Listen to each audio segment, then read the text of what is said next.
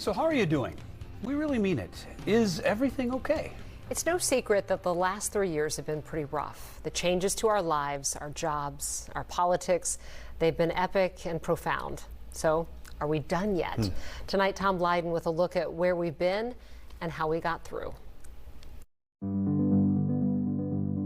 Consider all we've been through in 1,000 days, stumbling through history. A global pandemic killing more than 1 million Americans. A political insurrection exposing the fault lines of our democracy. And civil unrest at our doorstep after the police murder of George Floyd. 3 long years later, the pandemic nearly over, another election quickly approaching, we went out with simple signs asking simple questions and discovered nothing so simple anymore. Do you think we'll ever be back to where we were, or I don't think so. I think it's changed everything that's happened, and I feel like it's definitely a more violent, more scary time.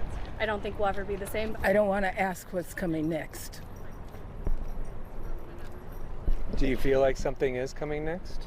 It's already coming next with all these mass murders and the unhappiness, the loneliness, the depression. So much grief, so much loss, experienced by so many in isolation. Lisa Mandley's uncle was one of the first in Minnesota to die from COVID. To know that he was alone during that time is just heartbreaking. And it's not just COVID. Overall, life expectancy is dropping for the first time in the U.S. in 100 years.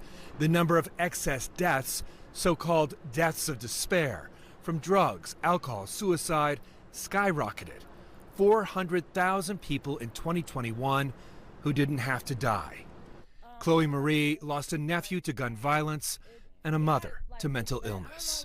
Me losing my mom, it's like I lost myself a little bit. Like I lost who I was, you know? And losing a mother, I don't have my mom or my dad, so I'm just like, you know, searching, trying to like find my way and stuff. But just as the clouds are parting for some, for others, there's a feeling of dread. No, I'm not okay. Want to talk about it? No.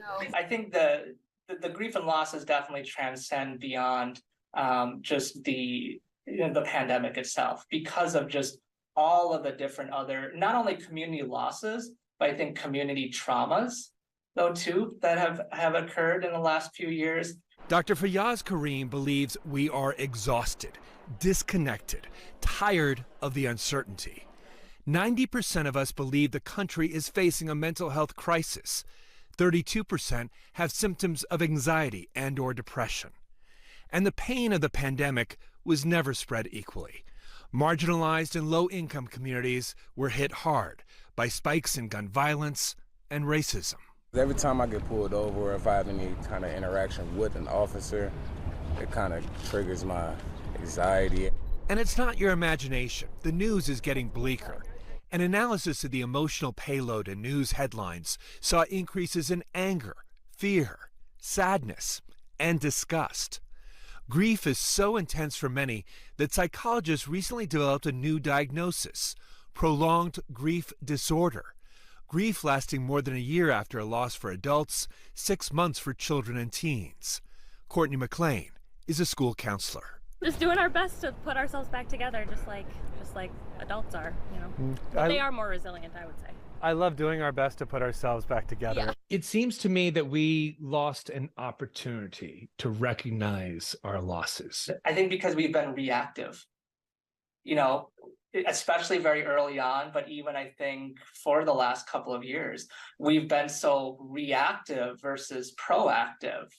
And now I think that's why a lot of that self-reflection is coming up now, because now we are kind of looking back. In hindsight, it's easy to see how our work lives changed so dramatically. 85 million people left their job in the Great Resignation. In a recent survey, 81% had no regrets.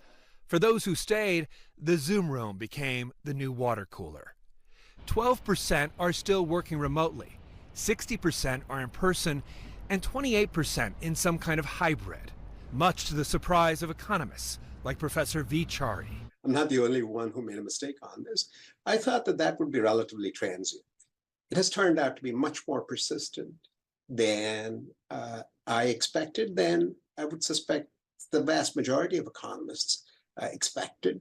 And I wonder if sort of the American ethos of productivity at all costs, I wonder if that's changing. I think there's a lot of merit to that view. If the Madonna song, I'm a Material Girl, characterized the 80s, maybe the new song for the 2020s is I'm a Spiritual Guy. He says it may take years to know whether these shifts are permanent, but America's cities can't wait that long. Vacant office space in the Twin Cities is up 12% since last year, with more than 21 million square feet of vacant space in the metro. It's worse in downtown Minneapolis, where the vacancy rate has reached nearly 30%.